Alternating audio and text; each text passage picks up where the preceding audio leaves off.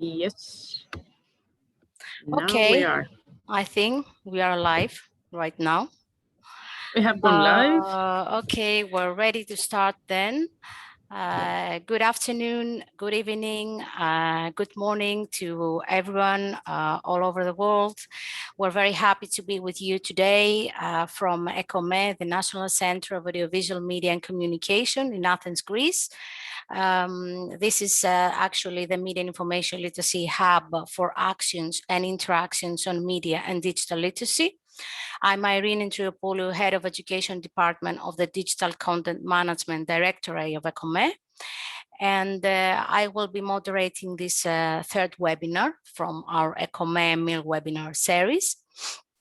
Today, we are honored to have among us Alessandra Falconi, founder of Centro Zaffiria, one of the oldest media education centers in Italy on gaming, digital citizenship, creativity, and participation through the media. And then we have also Cristina Pulido, Serra Húnter Professor of Department of Journalism and Communication Studies from the prestigious Autonomous University of Barcelona in Spain. And we are also honored to have with us, hopefully in a few minutes, Alexandre Sayad, who is UNESCO Meal Alliance International Steering Committee co-chair, live from Brazil. We're still waiting for Alex.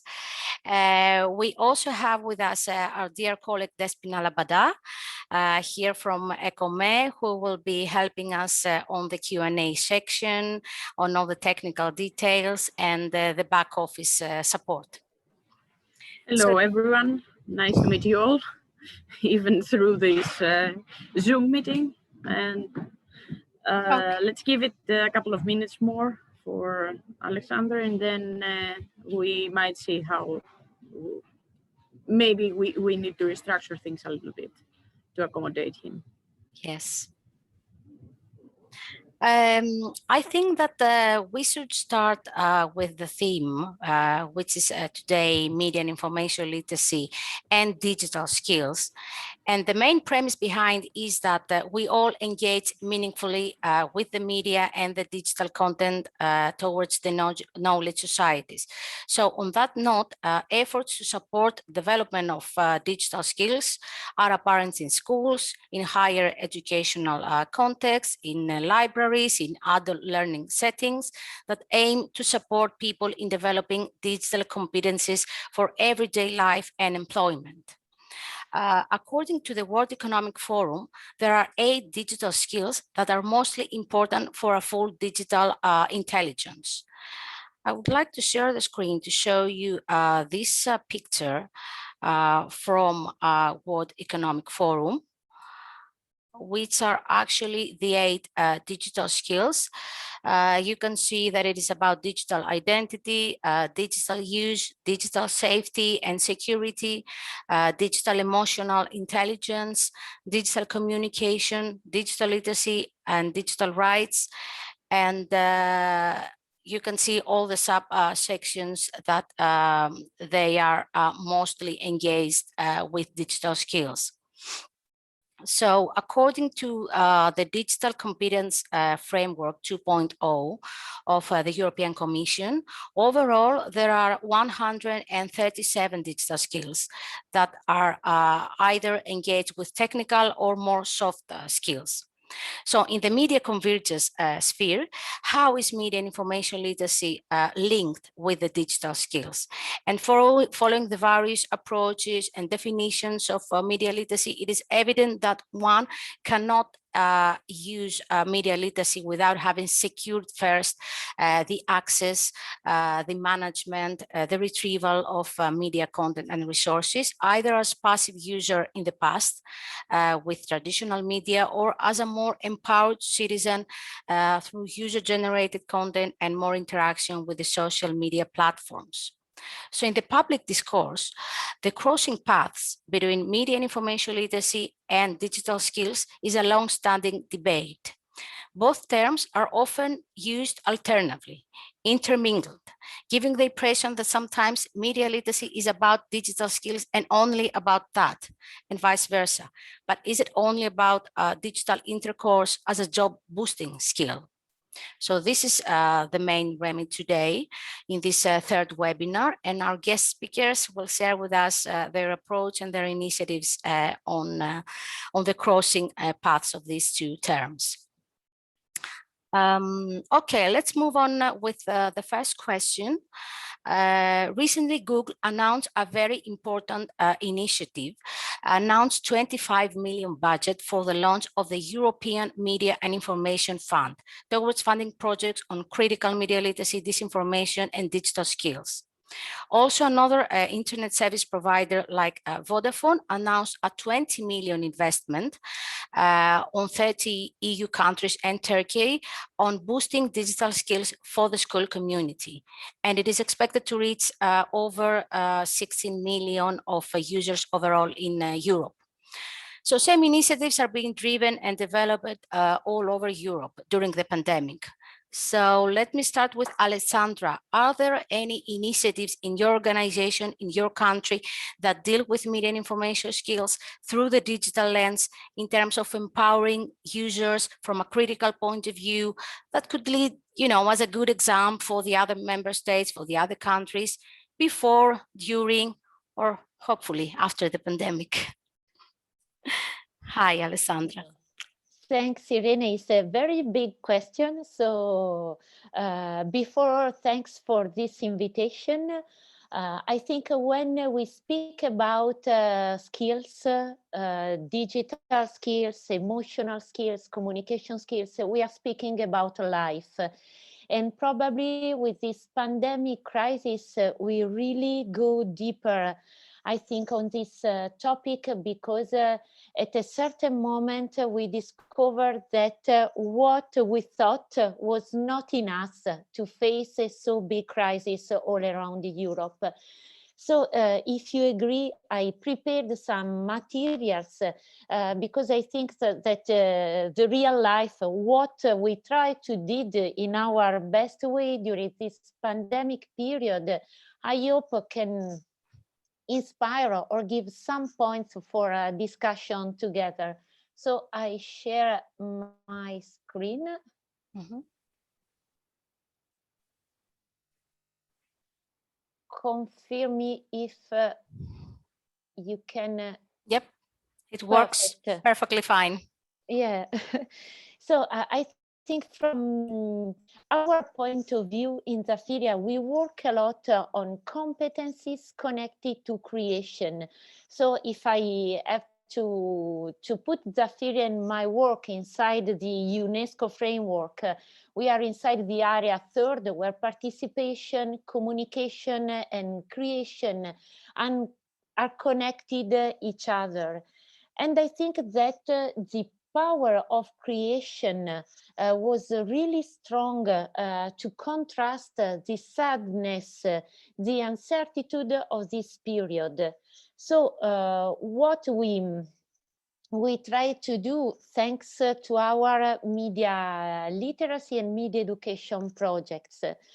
Above all, we supported a lot of teachers with training because at a certain moment it appears very evident that we don't have enough competencies, enough skills to produce new content for a school that was a part in an analogical world in classroom, and very suddenly online with students in different families with different backgrounds, different access.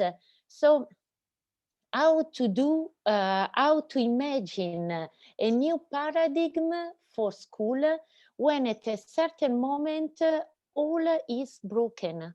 So we cannot trust in what we did until the day before. And for instance, the production of contents was a big challenge for us because a lot of teachers usually risk to remain in a frontal way in their classroom, using ICT and media just to be more engaging with teachers, with students, but not really asking themselves how tools and media can reshape contents. So the second topic was very important for us in Zaffiria and also in the Center Alberto Manzi, that organize a quantity of training very important, is how to design new school experiences. Because it was not only a question of content, not only a question of evaluation, of skill, of emotion, but all was mixed together, and we need new experiences, new pedagogical framework. And if I think in Italy, probably some groups of teachers and stakeholders were really conscious of this, not the majority of teachers. Now it appears clear that we are really in a new era. Digital tools can never disappear before and later this pandemic crisis. I think an important question that emerged in Italy is with librarians, because new digital ateliers were also asked from libraries that at a certain moment start to close and reopen with not a lot of possibilities to design their program of activities. So more and more entering ICT and media, digital tools in their cultural proposal was important also to promote local community and local engagement, because they remain sometimes and somewhere a little bit isolated, with not a lot of training for themselves, and with the problem that all of us need to answer quickly to this pandemic crisis. We don't have a lot of time to reimagine our competencies. A third target group for us very important was parents and families. And it was really interesting to remain open to their proposal, because families asked a new digital proposal to be together with other families, because we know that to remain closed at home is an hard experience for all of us. So at least to engage platform in a new way, also unknown families during an atelier, during a creative workshop together, and also to find playful ideas, really how joy can enter in this platform, how the need for lightness can be supported from platform and digital tools. This, I think, is for us a new point that I want to go deeper, because I think parents now are more engaged also in the media education of their children. If before probably school was perceived as the main place where a certain media literacy could be joined, now I think parents are more conscious on their role, at least to accompany the access and the possibility of discovering creative opportunities for their children. A second main topic that we tried to push a lot was the production of tools, because we love a lot, and I really need to thank the European Commission, because it's possible thanks to European project to design and produce applications for mobile phone and tablets and video games. And I think it's important because when we design and when we implement these tools, we also push a certain pedagogical framework. Above all, when it's not the market that design for children, but is a media center. So for us, it's impossible not to join the tool and the pedagogical approach. A certain vision enter in the tool we imagine. And for instance, we produce for video games to support the contrast of hate speech online, improving really the wish of teenagers to play together. So the third aspect that we find very interesting was the experimentation of new media and new ICT projects. Because I think initially, also in Zaffiria, we started from a sort of an instrumental dialogue with the platform, because we used Google Meet or Zoom once a month. So it was a very small part of our professional life. At a certain moment, these tools, this platform become to be the main place where meet people and where a certain creativity can grow with colleagues around Europe. So for us, it was important to understand how seek the participatory and poetic dimension of this platform, because we refused the idea to be only passive users with a certain expertise, and we really want to become an active designer of this platform, really to push to the border, to understand when we can broke this platform to do something new.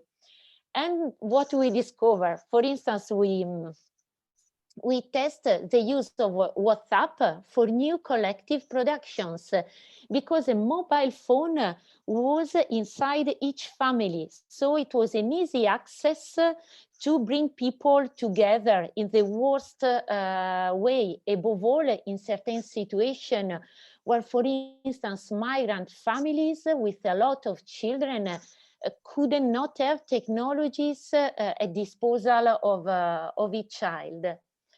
We play a lot with computer screens at the theatrical settings, for instance, for kindergarten, because we know that for all the longness of the period we stay in schools, the link between analogical experiences, sensorial materials are important that can be in dialogue with digital materials. We also explore mobile phones connected to theatrical practices, go deeper in some experimentation, also in the 60s, so not close to us, but with a certain idea of how to use ICT and tools to promote participation and creativity, starting from theater. And why not? How we can imagine that Zoom, Google Meet, ZeitGeist could become a space for divergent, creative use and collaboration. So we search a festival all around the world, the experimentation made by designers from the contemporary art, because I can share with you that we really discovered that to go deeper in our experimentation, we found a lot of inspiration in contemporary art and in the use of these tools really connected with the idea to imagine a new world and not only to repair something that was broken very soon. So one other aspect that I love to share with you is what we discover, because for instance, we did some webinar, as in this case, with approximately 22,000 of people connected. Wow. So yeah, I think, Irene, it was impossible to You should give us a tip how to do that. Yeah. I think before the pandemic crisis, it was impossible for us to imagine to join this result in our world. Now we can tell to ourselves that a new also perception of the potentiality of this platform and of these tools are in front of us, ready to be exploited more and more. And I love a lot the fact that before the pandemic period, if you lived in Milan, or if you lived in a small village in the mountains, you had different possibilities to meet people, to have a relationship with people that can inspire you. Now, with a new common and large use of this platform, I think you can really, it's more democratic, this access. You can really join a writer or something that inspires someone, that inspires you, just to enter in a Google Meet or connecting with a platform. And I think it's important not to forget this. So we started to push digital tools and platform in the direction that we wanted. And for us, it was important to share some questions, and I will propose also to you. Probably we wouldn't have done it so intensively if the pandemic crisis hadn't opened up so many problems. But I think now we have some good questions that we have time to go deeper, and I hope in a European network together. So my three questions were: how can we compensate for the lack of physical contact between people that created together in a pre-pandemic world by making the uses of digital platforms closer to people's needs? How do we make a collective content production by recognizing a new creative role of these digital platforms? And how could the culture of educational design change in relation to the increased space occupied by ICTs? So now I think we exploited a lot the relationship between analog and digital, between this strange, intimate and personal dimension. So you can all see my home, my really personal and private life, but we are in a public UNESCO seminar, so it's public and collective. Now this is the norm. I think starting from this point, we can really design a new media literacy project far from what we did before this pandemic period. So I really believe that we learn a lot, even if we were not so ready to do this. So thanks, Irene, for your attention. Thank you, Alessandra, for all this interesting information and input. I mean, I have known media at Centro Zaffiria for many years. I had known that you were very active in traditional media education, but now you have really stepped it up and moved forward to the digital tool. So kudos to you on that. Let's move and welcome Alexandre Levoki Sayad live from Brazil, Sao Paulo, Brazil. He is with us today. I don't know, Alex, if you I'm have. here. I don't know, Alex, if you I'm have. here. Okay. Yeah. Okay. Hi, Alex. We're very happy and honored to have you among us today. Not only as the co-chair of UNESCO Media Alliance International Steering Committee, that we also work close together, but also as a CEO of ZeitGeist, the media education company in Sao Paulo, Brazil. Alex is also very active, not only in Latin America, but globally. Currently, he's hosting the TV show Idade Media in Canal Futura in Brazil, Media Mundo, another show on YouTube, and he's also a columnist and advocate of media and information literacy. So, Alex, I don't know if you had the first question. It was about actually, I mentioned the initiatives that were being developed on an EU level. We had two very significant funding projects from the European Commission, from Google, also from Vodafone. So there is much going on the digital skills and media literacy. This is the intersection. So at this point, we would like you to tell us your experience from Brazil, how these two terms are intermingled, and what are the projects that you are mostly working on. Thank you, Irene. Oh, I'm so proud and happy to be with you. You cannot imagine. I was listening to Alessandra, and I was really excited to listen because I think we have creativity as a common point of her work and our work here in Brazil. And Cristina, nice to see you too.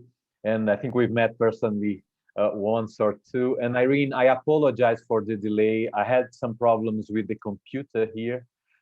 Was not with the connection. So this is, I delayed 10 minutes, and I'm really sorry about that because this is a very... It's okay. As long as you're with us, it's okay. It's fine. It's, for me, it's the highest point of the week to be with you. So I will not miss it for anything. I will share here my presentation, okay? Please do. Can you see it? Yes. Yeah. So I have stolen your logo of EKOME. I'd like to thank you and Irene and Panos to invite me for this. Yeah. Here, as Irene said, I'm representing here the UNESCO MIL Alliance, which I think is the biggest alliance on MIL worldwide. As a co-chairman, I'm very lucky guy to work with Irene as our co-secretary general. We have a lot of things doing together. And I run this organization here in Brazil, which is the ZeitGeist. We work with education, culture, and media. ZeitGeist is the German expression for spirit of the time, which I can mainly translate to contemporaneity. I think we live, the days we're living in is the Zeitgeist. Yeah, this Geist is the same Geist of Poltergeist, that terror movie, but Poltergeist about spirit of the devil, and Zeitgeist is the spirit of the time. This is the parallel I can do here. And so to describe a little bit, I think I know our focus here are the digital skills. And I think MIL and digital skills, just to begin, has a symbiotic relation. I think they depend on each other to live. It's just not only digital skills are under MIL umbrella. I think this is a mistake we must think. I think they have a symbiotic relationship. They depend and then work with each other, and I'll explain why I think this. So Irene has introduced me already. I used to see the spirit of our time like this castle, and specifically education. I think education is this old Scottish castle, but at the same time we have the culture, the contemporary coming in as the graffiti. And in digital skills is the same thing. We have coexisting in our life the castle and the modernity, the castle and the culture contemporary, and how to deal with this image, which is not very comfortable to everyone. I think this image is a very uncomfortable image for most of the people. Some people say, oh, the castle becomes ugly with the graffiti. Some of them thinks, oh, the graffiti does not have to do anything with the castle. But I think this is the time we are dealing with education. This is the school nowadays. So this is what ZeitGeist, which John Herder, the philosopher term, used to use this word to say that art, this is a homage to Greece that I make to you, Irene, and to EKOME. I think they used to use the term zeitgeist to criticize art, and they say art needs to breathe the spirit of the time.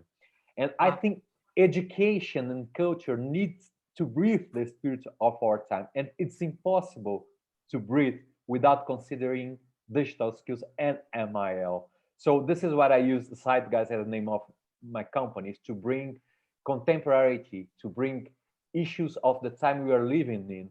So the zeitgeist is very, if you think about the original sense, is very easy to understand when I look to ancient art in Greece, for example, representing the man, the man and its physical and its spirits. And then you have the Middle Ages that brings God and the conflict with the man, and mainly God. And then the Renaissance, it is a homage to Alessandra Falconi. It's David from Michelangelo. So the man comes up again as the center of the universe. But when you think nowadays, the zeitgeist, one of the synonyms of modernity and contemporaneity is movement. So we are living everything together.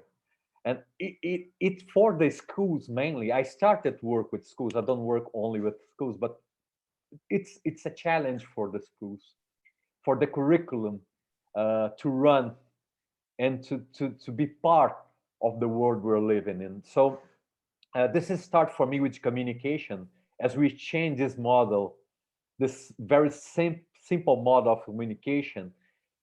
And then since then we have pioneers on MIL like Janusz Korczak from Poland and Célestin Freinet from France, yeah? But nowadays we are living in this. And how can we deal with this? And we have our Gutenberg and Zuckerberg dilemma nowadays. We move from a Gutenberg age to a Zuckerberg age, and how can we deal with this age? And initiatives from ZeitGeist that emphasize on digital skills. I believe digital skills, and please, Irene, you can cut me when I'm out of time, okay? Because I know it's 5 minutes, yes, that I have to explain. Yeah, but probably most of the times the first question might take longer because it's the introduction. Okay. Then so you can be shorter in the next two questions. Okay, I'll do that. I believe digital skills are common ground for ZeitGeist. Every project we run, we dialogue with digital skills. So I need to separate 3 of them to show you, because otherwise I could put all I have done the last 20 years, because I've been working with this. As I said, I think I cannot think MIL without digital skills, and I think there is a symbiosis there on this relation. But first of all, ZeitGeist is a remote lab open to debates, research, and project development. This is a picture of us working, okay, just for you to figure out how we work. And we are a kind of hub that we connect schools, media, governments, NGOs, private sectors, and universities. I do believe that there is no place for orthodoxies nowadays out of the religion world. I think within the religion world, it's very important to have orthodoxies, but with the civil world, we need to mix it up. We need to be multi-stakeholder. It's very important to have this multi-stakeholder approach. So this is the reason we work with all those different partners in the project. And our methodology is also not orthodox. As following Carol, Alessandra a little bit, we use co-creation, design thinking, project-based learning, technology as a culture, and MIL skills to develop our own methodology to work with kids, youth, and teachers in projects all around the globe, actually. What do we do? We research, we have project development in schools, company, governments.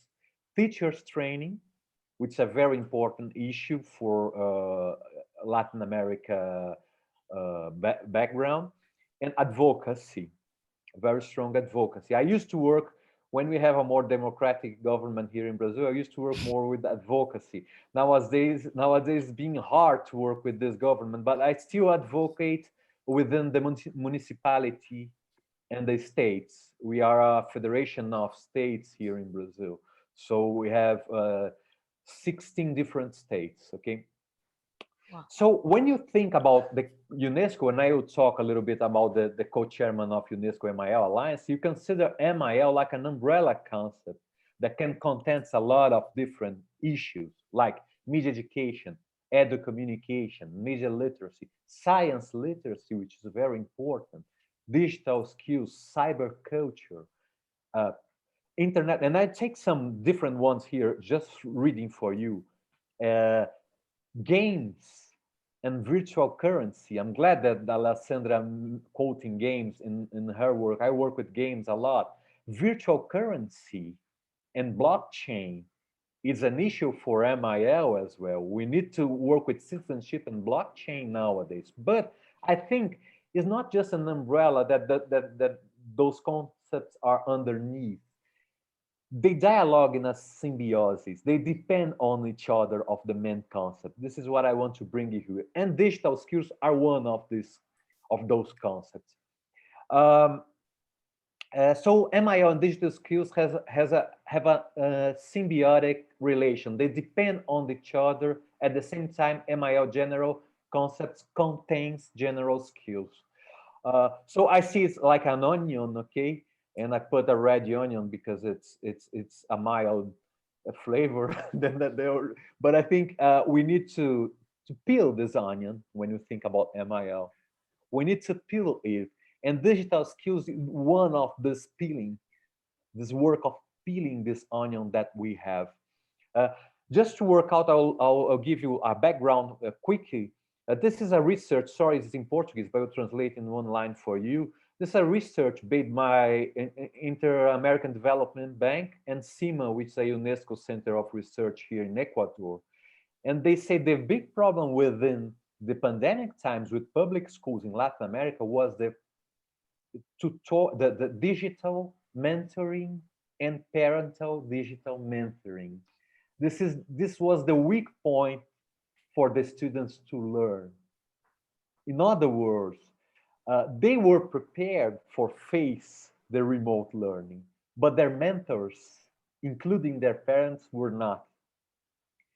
How to deal with it? This is a research with all the 33 countries in Latin America, and Uruguay was the best one performed. They have a very structured. They are a small country, and they have very structured teacher training in ICT. But Brazil, Peru, Costa Rica, Colombia, and Dominican Republic was the last position in this.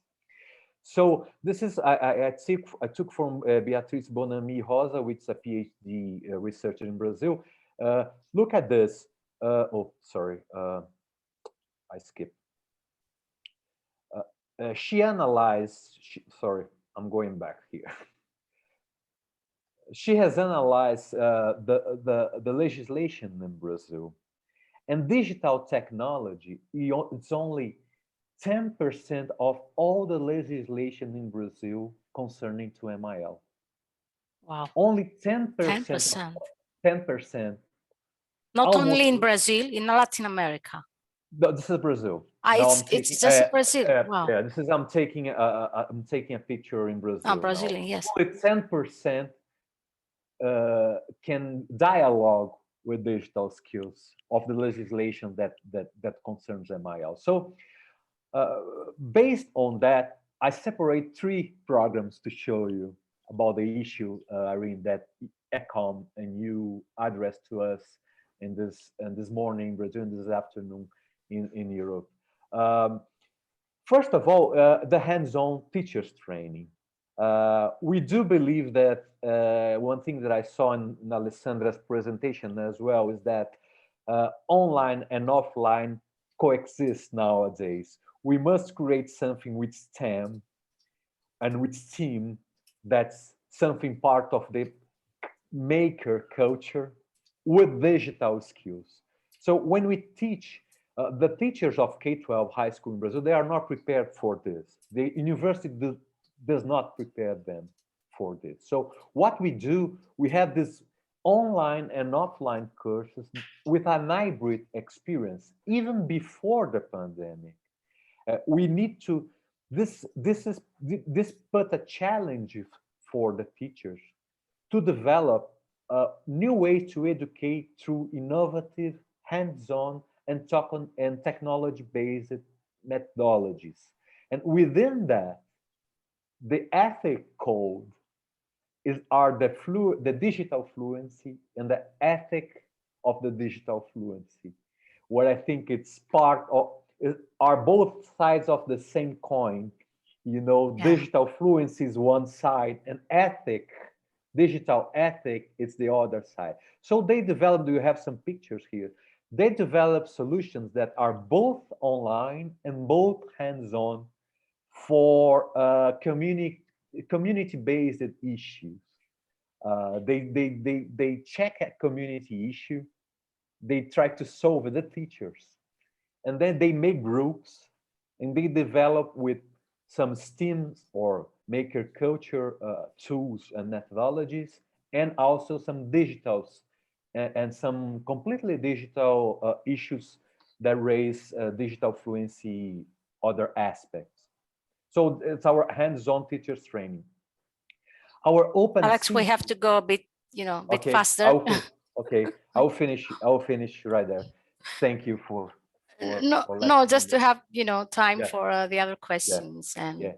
The Open City Lab, it's something that we have this partnership with Harvard and MIT, and the students develop solutions for the city based on, could be both digital solution and also physical solutions.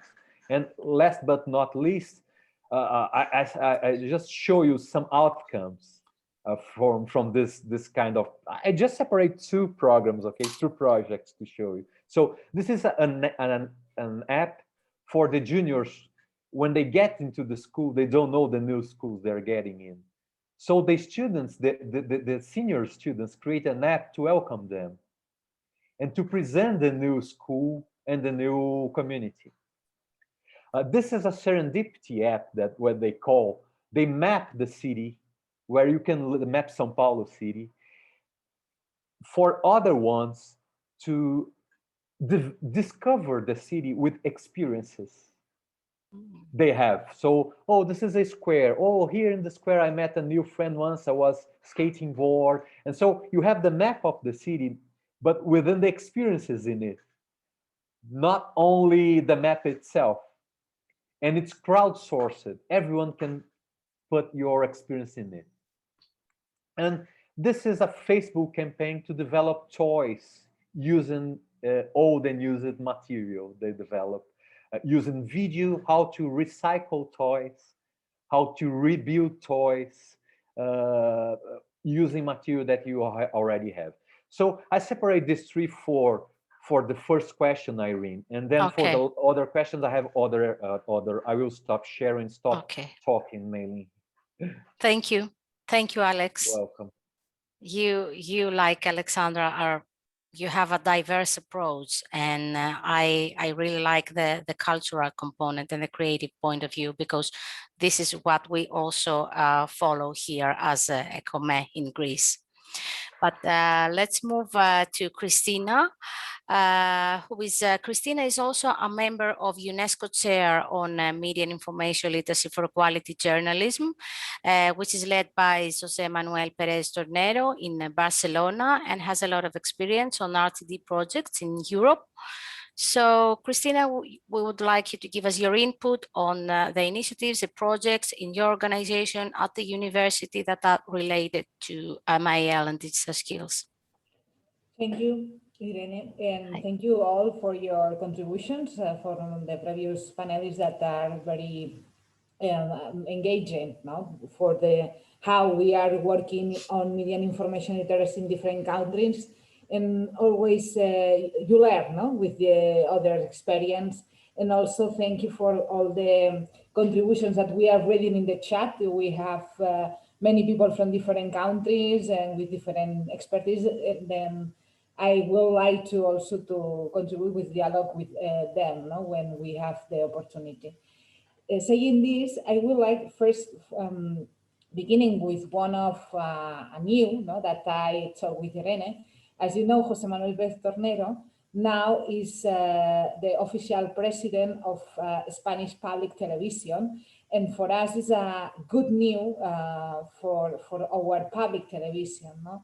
For us, as a researcher of the communication group that we are, is, you know, happy news, and also a sad news, because then we have to share with public television. He has to work with public television now, and we can collaborate, but in a different way. No? And for us, it's good news also because someone that with his expertise on media and information literacy could contribute to public television, okay?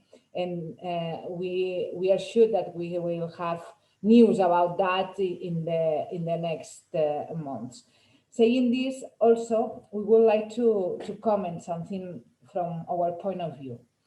Then I will share to remember the definition of media and information literacy that we have in UNESCO, because it's very important to remember this. And let me to share the website. Okay, I think it's, I don't see here. Okay, I think that now it's not in my screen. I don't know why. Mostrar. Okay. Now, okay, perfect. Yes. You see in the screen, okay? Yes. Remember that the UNESCO definition not only have in the definition the need that we have to training citizens for being critical. And it's very important the role of the schools, of the non-formal context, and all these things for promoting the media and information literacy of the citizens, the young, and, you know, older people, vulnerable groups is very important, but it's not the only one. And when we have this, you know, this overview, when we talk or share this information, we forget or we forget in some occasions that we have a right, a human right as citizens, that we have the human right to have quality information about our, you know, environment. And who is the responsible for doing this quality information? Okay, it's not only the citizens. Do you know? It's not only the citizens. They have the right to learn how to be critical with the media, how to use critical media for transforming or to promoting social transformation. But who is the responsible for giving to the citizens this quality information? Okay, here in the UNESCO has this approach that the quality information is the human right, because if we citizens access to this quality information, we can take better decisions for our lives. If our informational environment, we don't have this quality information, we have a problem, okay? As we saw this year with the infodemia, that the World Organization of Health say that we have two pandemias. One is the, you know, coronavirus, and the other is false information that is shared in our, you know, social networks and all these things. And who is the responsibility of that is the question that we want to share, no? For us, is one of the challenges of this year, no, to recover the sense of also to be responsible for giving quality information to the citizens. And this, taking this sense, only to share some projects that we did in this sense, okay? The first thing that is, we are the Gabinete de Comunicación y Educación with more than 20 years of experience in communication and education. we are leading the UNESCO Chair of Media and Information Literacy for Quality Journalists that Irene said. And we have many works on that, in research, in training of trainers, in different transference activities. But only to give you some examples of that is like we are now leading one research project from the national program, leading this portal that call it InfoEdu. That we are doing is to provide the quality video produced by, for instance, Spanish television with different contents, and doing another service for media education. Because as media, we can see that we have produced very good quality, products. But sometimes the products is like one day and disappear, no, how we can provide these quality products and use again for primary, secondary, higher education. We can do this, and with this project InfoEdu, we are doing this, and later I can explain more detail if someone is interested. The other thing is that during the pandemic, we reinforce this digital journal that is ICA, that is focused on media and information literacy, but also with this common approach that also is from UNESCO, that is humanist approach. We don't have to forget that what is the question? Why? It's not only the why, it's for what we are doing the things, for what? And this for what is for doing this more human society. You know that with all the things that we are living now, like extremist, populist, extremes, and more than ever, we need to promote from media and information literacy this humanist approach that we also work during these years in UNESCO. And these things and this digital journal we are producing so much every week content about different reports, different interviews with experts that are working in this sense a lot for giving this approach. And now is, as you know, is one of the focus point in media information literacy journal that is publishing every week. And after the last thing that I would like to share with you is other initiative that we are working with this observatory for the innovation of informative in digital society with Spanish public television. We are working in different reports on artificial intelligence and journalism. No?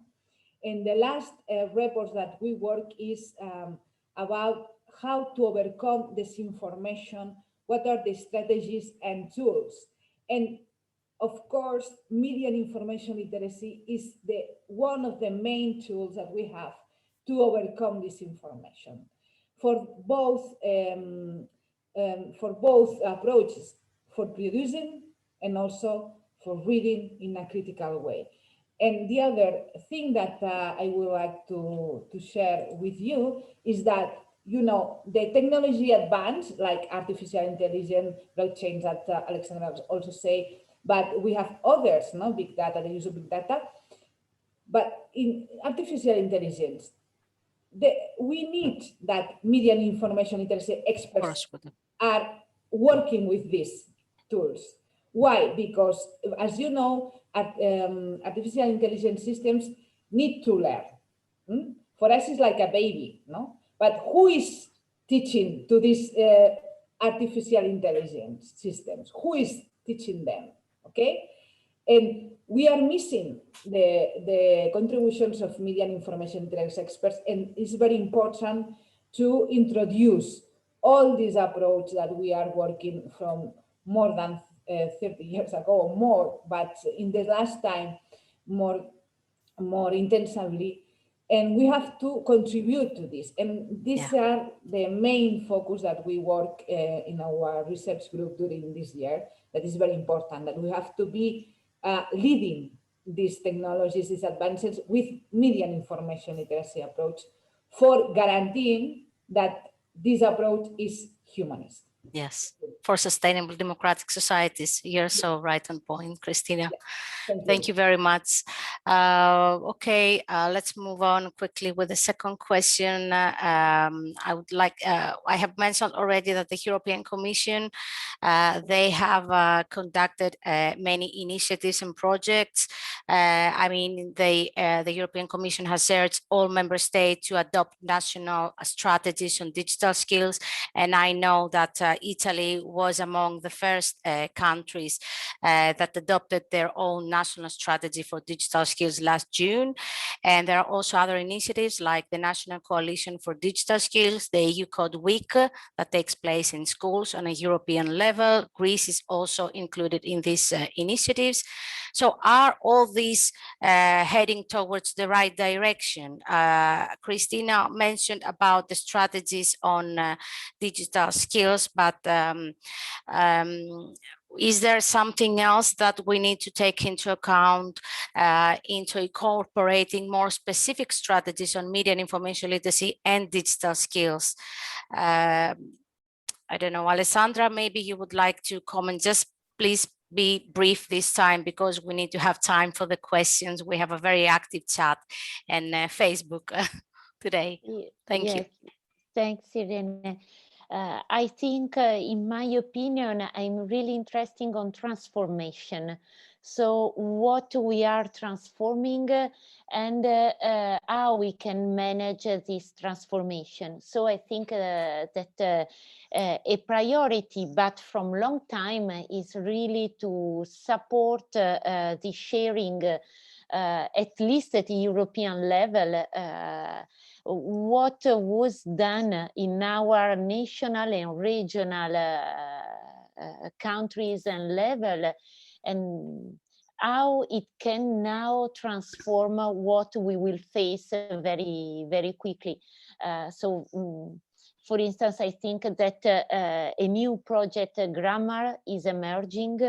A new involvement of people and institution is already on the map of future media literacy practices. And probably now we can reimagine also how to activate the European citizenship. So I think it's important not to forget what we lived and what we learned, and quickly to share and to put together. Okay.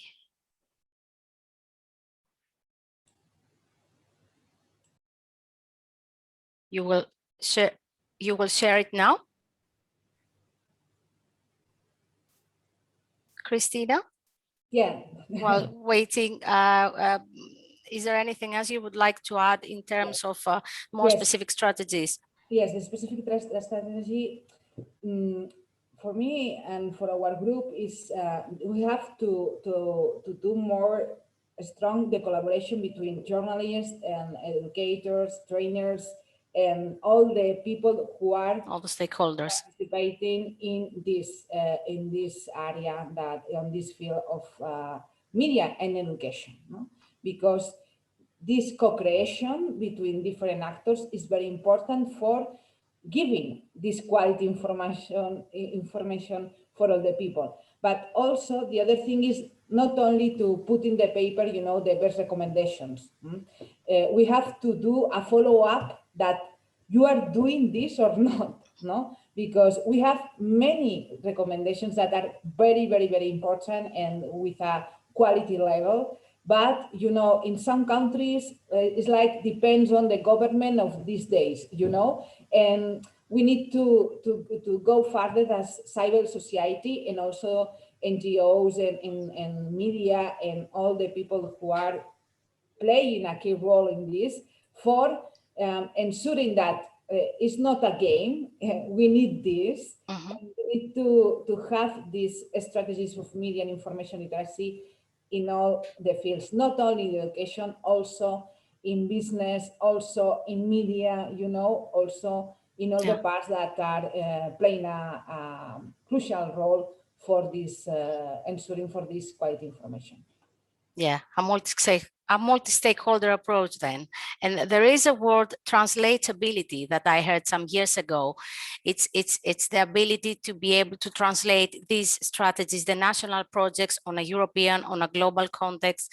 So it is something that we should take into account according to the circumstances and the cultural circumstances. It's time. Follow-up that is not you know, every 5 years or 10 years. No, we have to create this follow-up that if you are not doing this, you have a consequence, in the sense that, okay, we cannot draw a policies with media literacy and then you forget that you have to do, you know.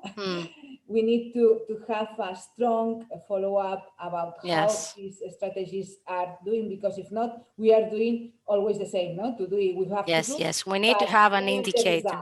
We need the results, and then we improve. Alex? Yes, I'll be quick, but I would like to share, just because I tried to organize this in my mind. So I have one slide only, or a couple of slides. But because I like what Cristina said about the role of multi-stakeholder approach. Yeah, there is one thing that we need to think now, is that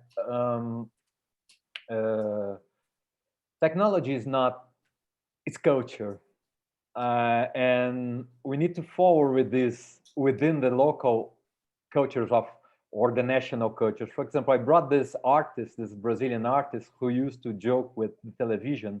They create a character with the television during the 80s. And the person wears this costume with a TV that films his face underneath the costume and shows his face on the TV, interacts with people. This is during the 80s. This is the role of television in our society. We are part of it, of the television, still now. And when I see Adam Harvey, which is an American artist nowadays, he works with AI, which the subject that I'm researching right now, like it art. He created this anti-drone scarf. It's a scarf that protects you from drones, and it is his piece of art. Wow. So technology is part of our daily basis. So when I think about strategy, I need to think, looking through the eyes of education. I like to think about formal, non-formal, and informal education. Informal education, how can schools and curricula embrace the outside world and prepare students to face reality? This is a global issue for schools, and this is something to do straight with MIL, mainly for me, teachers training and advocacy for legislations for better universities for teachers. Non-formal, how can we use MOOCs and other courses to deal with the digital world we're living in? So I think critical thinking, it's a subject that we need to approach MIL to critical thinking, because all school, every school in the world say that they develop critical thinking, but I'm almost sure they don't know what they are saying when they say that, because critical thinking became a kind of out of the university, of the academic world, of our world. It's a concept that is empty now. We need to recreate critical thinking facing the digital time we are living in. And in informal education, I look through lifelong learning. I think lifelong learning / AI is one thing that I'm concerning. And it's going to be, there's going to be a role for the educational institutions in lifelong learning, with the learning out of their walls. And it's going to be important for the next year in MIL. And in this lifelong learning process, I will not develop this because I need to be short, but we are developing a framework in UNESCO called the Mil Cities. And I think when you merge all the stakeholders within a city is a network of places, peoples, and actions. And so I think the city is a place for develop MIL within formal, non-formal, and informal ways. I think, thank you, Alex. We should organize another webinar on this concept of media and information literacy cities, because this is where this is the more proper infrastructure to talk about media and information literacy. So thank you very much. I think we have more or less answered also the third question is how do you see media and information literacy in the future with regards to digital literacy? At this point, I would just like to briefly mention that here in Greece, we have also come through our own digital spring through the digital transformation policy that started last year during the first pandemic wave and is still going on, initiated by the Ministry of Digital Governance here in Greece. And through this new platform, gov.gr, there are over 1,200 projects running at this time.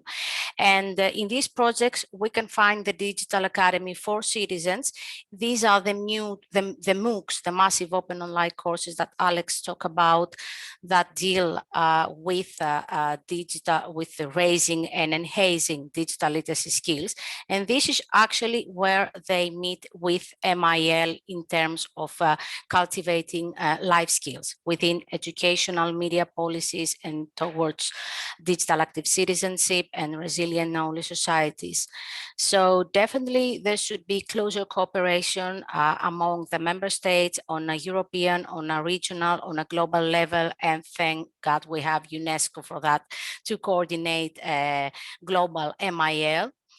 I would like now to give the floor to all the attendees, because we have some interesting questions that we are inviting you, guest panelists, to answer this question. Let's start with the Q&A. There is one question by Juan Alessandro Henrique Penaillo, excuse my pronunciation. How do you think a human rights approach can be incorporated into public policies on digital literacy with the aim of reducing digital and social gaps? I think Alessandra talked about being a human right, but anyone would like to comment on that? Yeah, for sure, Irene, I think it's a question that we can dedicate it probably a seminar. I think that in any case, we need to do this, because finally it's a question of life, of people, of the possibility to work together, and how to enter this approach in media literacy. I think probably it could depend in a more consciousness idea of what we need for our schools and for our horizon in education in the future. Because now it's clear that what succeeds in school is not far from the life, because this pandemic crisis really opened all this, all our institution, and each of us can better take a look on what it succeeds. So I think that it's a good question, because now we need to restart from this human side. And for instance, now it's possible to imagine that we can start a project in a virtual platform. Later, we can meet people in context in real life. Sorry for this division. So later, we can continue to work in small groups, for instance, in a digital way, and later to close with a conference. So I think now the human side so open to new spaces and new time is, I think, one of our challenge to transform our media. To tackle with, yes. Yeah. I mean, and also this question is very much related to the next question by Kalina Mikhaleva. How do you think media and information literacy could contribute to promoting interethnic tolerance and dialogue of cultures in social media and multinational communities? I think through the multiple projects that were presented today, there is definitely very much room for improvement and active citizenship and empowerment of the citizens in terms of hate speech and digital inclusion and digital tolerance. I don't know if someone from the other two speakers would like to comment on that. Or we can move with the next question. Irene? Oh, yes. Sorry, Cristina. Please, Cristina, go ahead. No, please, you.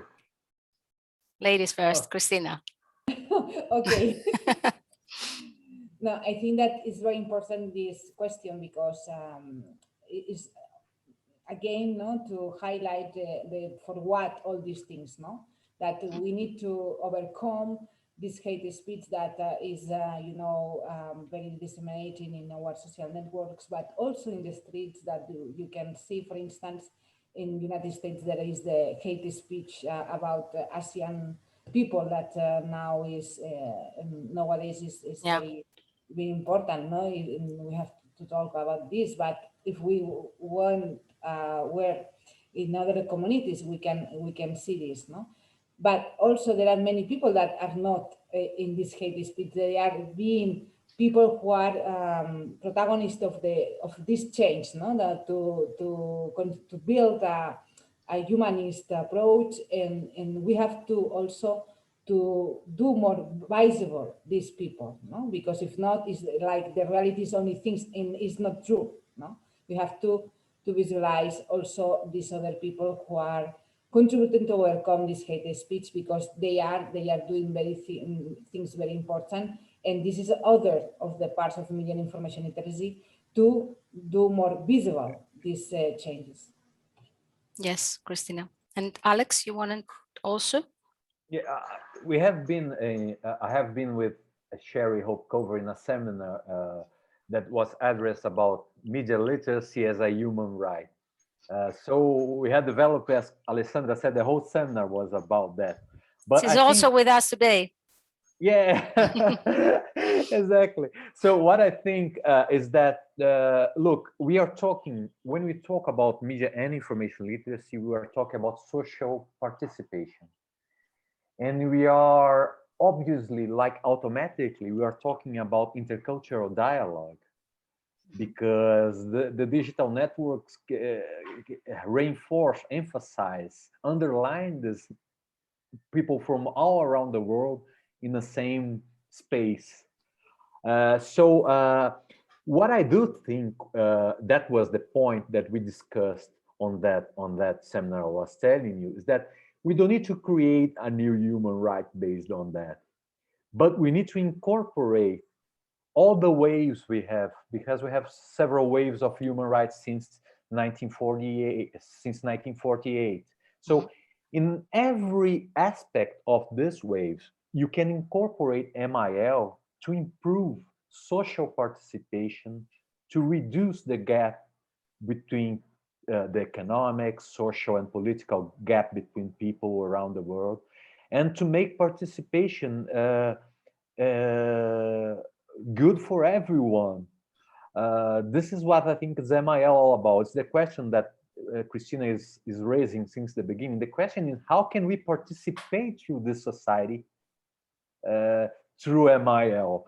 Let's regard Pierre Lévy from University of Paris that says technology is it's a part of our intelligence. It's not a tool. I hate this expression that technology is a tool. It's not simply a tool.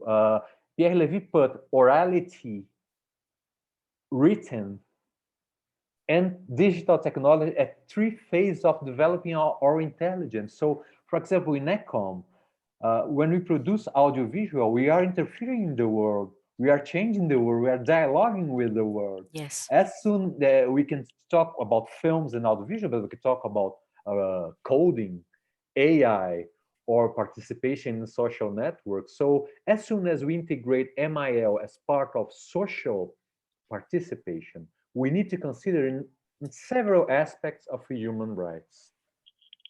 Thank you, Alex. You talk about social participation. So what can we do in the field of political participation? I mean, in terms of governmental awareness raising, because there is a question from Cameroon that their association, they're doing a lot on MIL, but the authorities, they don't seem to be interested. So what should be done there? Except for a pandemic. I mean, a pandemic and the infodemic crisis could be, you know, a way to turn all eyes on MIL and all the implications from the lack of knowledge. But sometimes the social participation is there and the political engagement is missing. So this is another challenge that we need to address either on national, regional, or global level. Okay, there is. I don't know, Irene, if could be useful, but in Italy we launch a school of politics. School of? Of politics. Oh.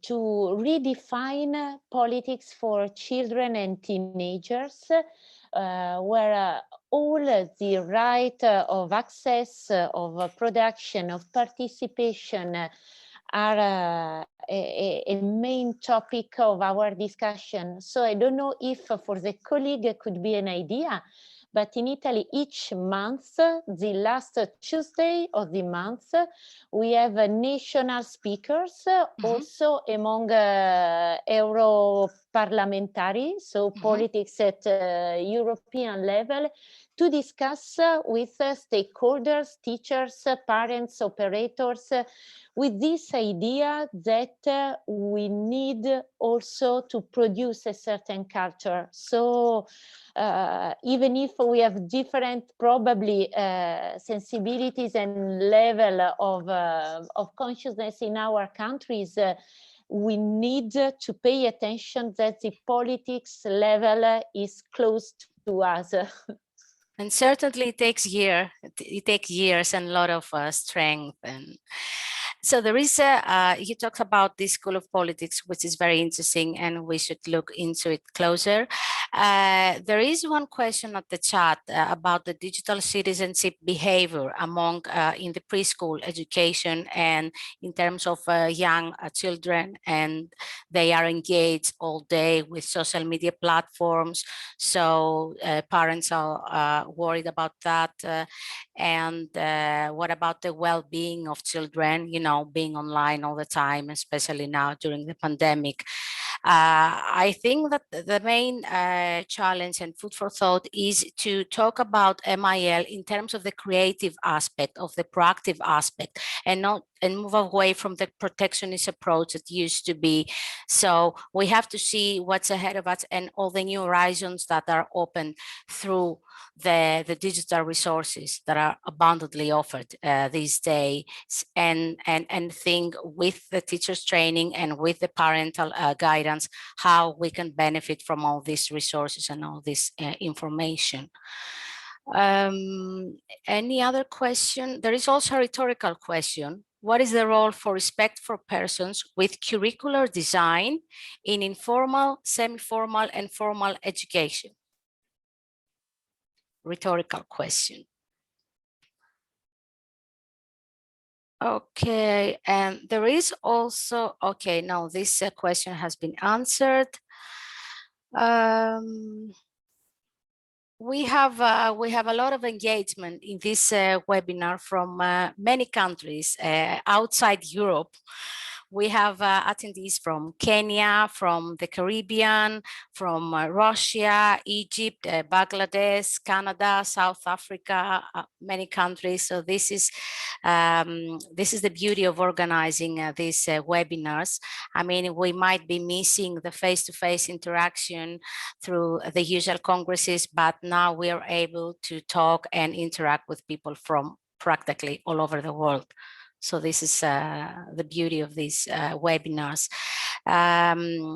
If we have no any further comments, questions, maybe the guest panelists can give us your goal, your finishing line on MIL and digital skills. Just one line. Not so easy, Irene. I think in my case, I really want to work on the creation skills, because I think, at least for me, it become more and more an important parameter, because the power of creation requires and absorbs also other skills. And I think that now we really need to take care of all disaster that this pandemic period broke inside us and inside our local and national communities.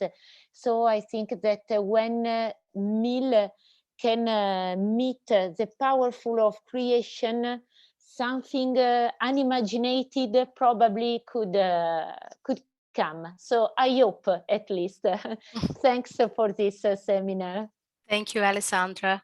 Alex? Yes, I would.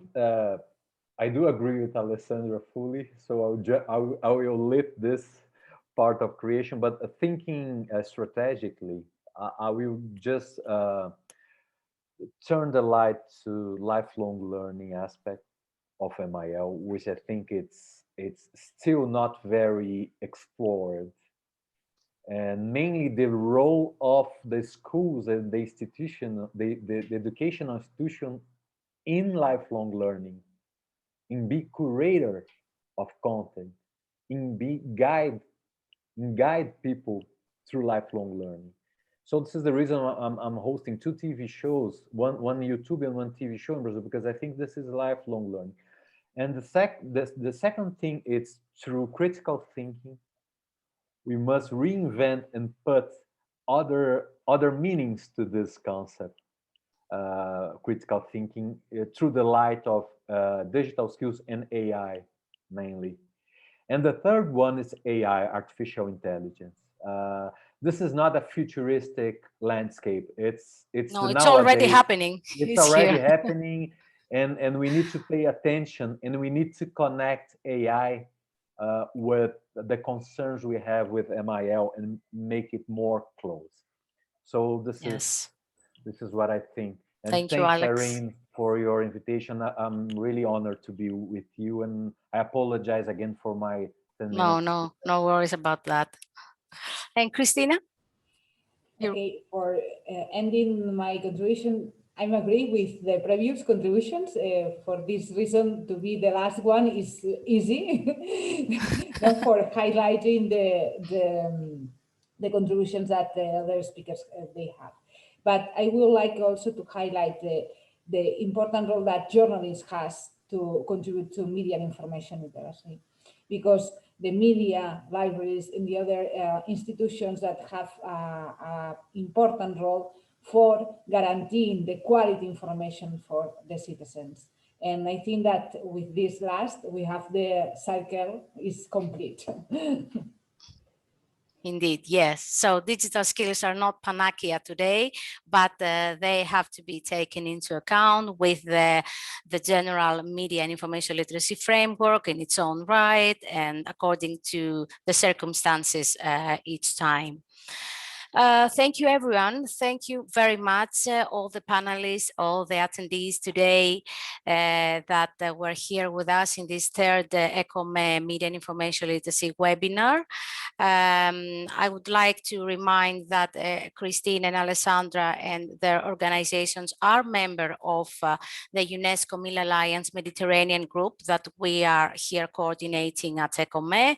We have 35 members from 10 Mediterranean countries, and Alex was the guest today from outside Europe.